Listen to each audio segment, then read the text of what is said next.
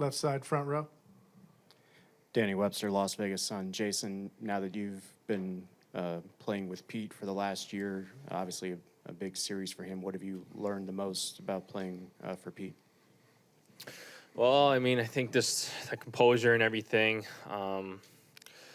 We went down in a couple series, 2-1 both times heading into game 4. Obviously, we don't want to be in that situation, but we kept our composure in a hostile environment to try to get those extra wins. And it's attributed to all the players and the coaching staff keeping us prepared and really trying to take back that series, which we did both times. It's not easy trying to get that fourth game on the road, but just the composure with everyone so far is something that we've had as an advantage, and we're going to need that this series because certainly there's going to be a lot of adversity. Stay on the left side. Ryan Clark, ESPN. This is actually for either one of you. When you look at what Wyatt has done, not only this season, but this postseason, what's it like seeing another homegrown guy have success, something you two know a lot about? And also, what's it been like seeing Joe mentor him live with Joe? And has he taken any on of Joe's qualities, or is he still kind of his own guy at this point?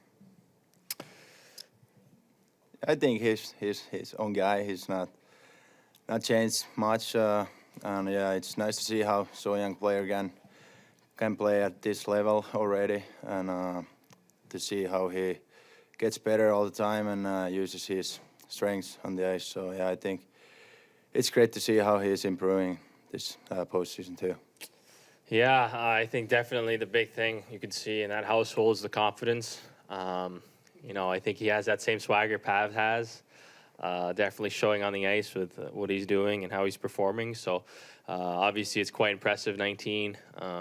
Most 19-year-olds are still in junior, playing in junior playoffs, but he's, making big plays in the NHL, which is not only big for our team, but obviously a tremendous accomplishment for himself personally. So he's taken huge steps this year. I know Pav's had a huge influence on that, and I'm sure he's looking to try to do that again this series.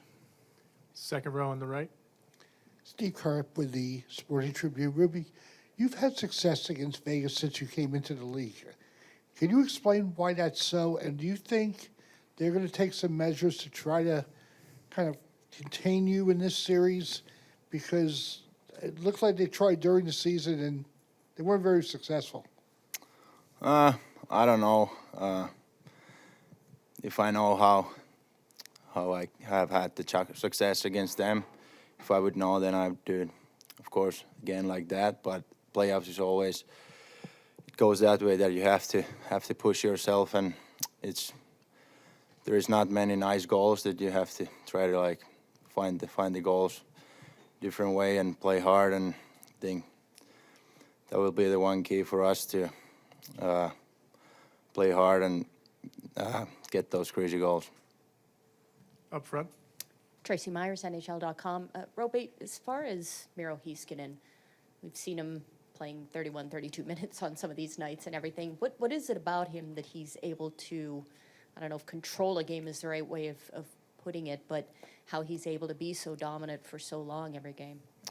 Yeah, of course, he's in so good shape too, so it starts from there, and then he's just, he can play both ways. He's good in D zone and O zone, so I think it comes from that he's in so good shape, and that's why he can handle those minutes. And then, of course, he has good confidence too to play in that level, so I think that helps a lot. Second row in the middle. Joe Trahan, WFAA TV out of Dallas. This is for both of you guys. You're coming off this emotional Game 7 victory, but I'm curious how much you believe in the carryover effect. Is it a reset and we start from square one, or can you feed off what you did on Monday night?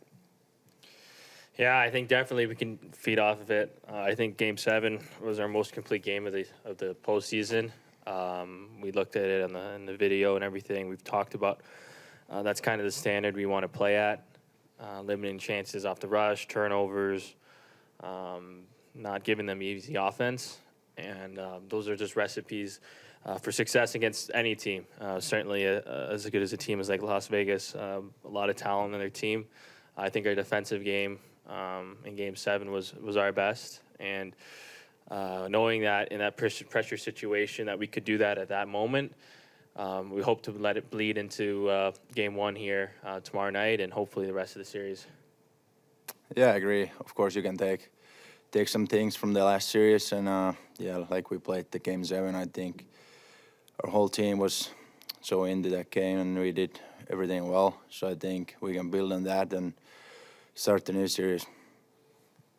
Front left. Ryan Clark, ESPN, another question for both of you. When you look at the year that Miro's having, it seems like, yes, he's getting more attention. But do you think it's really the points as to why people are paying more attention to him? Or do you think there's something he's done in his game that's allowed more people to go like, wow, why did we sleep on this dude when he's really been there the whole time?